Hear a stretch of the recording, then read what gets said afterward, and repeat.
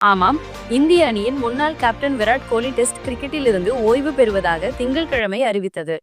Cricket ரசிகர்கள் மத்தியில் ஒரு அதிர்ச்சியான செய்தியாக இருந்தது.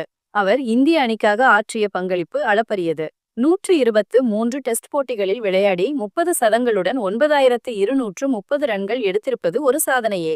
அவர் ஓய்வு பெற்றதிலிருந்து அவரது 10ஆம் வகுப்பு மதிப்பெண் சான்றிதழ் வைரலாவது ஆச்சரியமாக இருக்கிறது. அவர் டெல்லியில் உள்ள பசிம் விஹாரில் உள்ள சேவியர் கான்வென்ட் பள்ளியில் படித்ததும் சிபிஎஸ்இ வாரிய தேர்வுகளில் நல்ல மதிப்பெண்கள் பெற்றதும் சுவாரஸ்யமான தகவல். ஆங்கிலத்தில் 83 மதிப்பெண்களும் சமூக அறிவியலில் 81 மதிப்பெண்களும் பெற்றிருப்பது அவரது கல்வியிலும் அவர் கவனம் செலுத்தியதை காட்டுகிறது.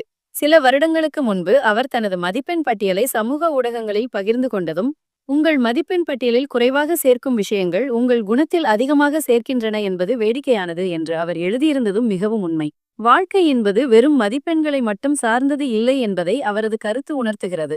2004ஆம் ஆண்டு 10ஆம் வகுப்பு முடித்து 600க்கு 419 மதிப்பெண்கள் பெற்றிருப்பது நிச்சயமாக ஒரு நல்ல மதிப்பெண். தற்போது ஐஏஎஸ் அதிகாரி ஒருவர் இந்த சான்றிதழை தனது எக்ஸ் பக்கத்தில் வெளியிட்டிருப்பது பலரும் அவரது பள்ளி பருவத்தை பற்றி தெரிந்து கொள்ள ஒரு வாய்ப்பாக அமைந்திருக்கிறது. விளையாட்டுத் துறையில் ஜொலித்த ஒருவரின் கல்வி பின்னணியையும் அறிந்து கொள்வது ஆர்வமூட்டுவதாக இருக்கிறது.